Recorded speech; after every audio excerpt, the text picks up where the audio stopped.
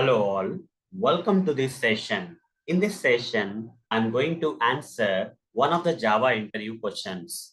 That is, what is the actual purpose of specifying static keyword before variables and methods in Java? Let me answer this question with practical demonstration. In Java programming, when we specify the static keyword before variables and methods, these particular variables and methods can be accessed outside the class without the need of creating an object. If the static keyword is specified before these variables and methods, then if you have to access the static variables and methods outside the class, there is no need of creating an object, guys. That is a main purpose or actual purpose of why people use static keyword in real programming. The conceptual wise, theoretical wise, there may be many other reasons of static keyword specifying before variables and methods. But ultimately, when coming to the real time purpose, most of the people will use static keyword to access these variables and methods outside the class without the need for creating an object. That is, without creating an object for the class in which these variables and methods are available, you can directly access with the help of the class name. Okay, class name dot variable, class name dot method. Okay, if they are static. If they are not static, then you have to create an object for the class inside which these variables and methods are available. And using the object reference of the class, you have to access these variables and methods. There, we need to create an object if the static keyword is not specified. But if the static keyword is specified, there is no need to create the object directly using the class name. We can access the variables and methods outside the class. Okay. So let me practically demonstrate this for you guys so that the answer will become more easy and better to understand for you. For that, I'll switch to this Eclipse ID, guys. In this, I'll just expand this and go to one of the package here. Let me go to this package. And here I'll just give a name, some other package for just for organizing and categorizing. I'll create this pack E, I'll say. Okay.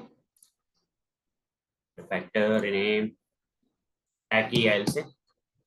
That's it. And under this package, I'm going to create a class.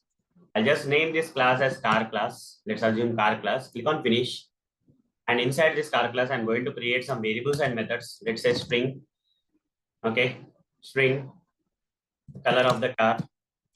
Similarly, I will, create something like, some method, public void start car method. I'll simply write down system.out.println, system.out.println, system.out.println, car started. Like this, I'll create a class. And here, class,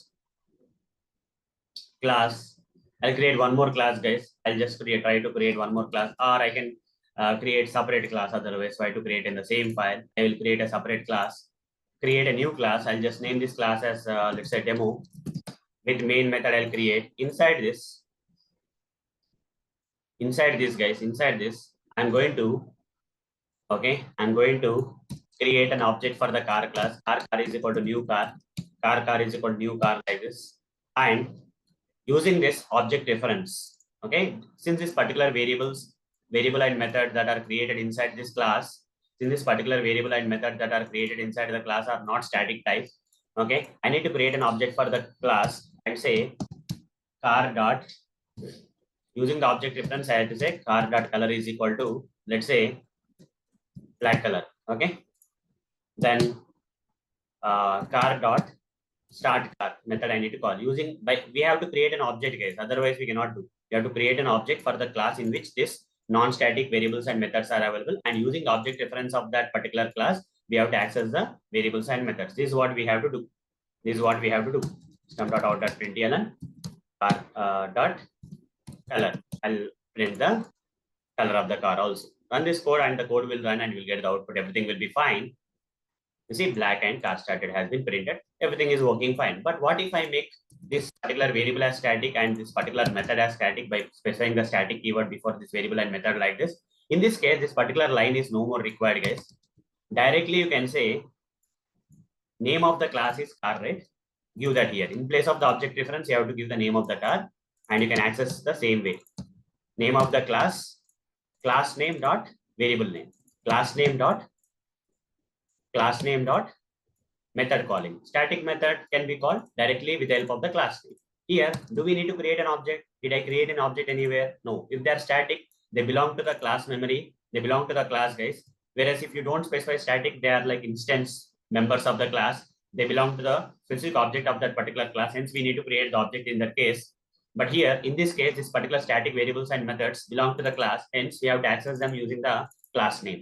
You don't have to create an object because they are not instance variables. They are static variables now, which belong to the class. Hence, using the class name, we can access. So this is the ultimate purpose why people mention static keyword before variables and methods, so that they can access these variables and methods outside the class just by using the class name instead of creating an object for that. Still, the output will come here. The same output will come, guys. Black and car started will come. So hope, guys, with practical demonstration and theoretical explanation, hope I have answered this question properly for you, and hope you have understood the answer for this question in a better way. So that's all for this session. Thank you. Bye-bye.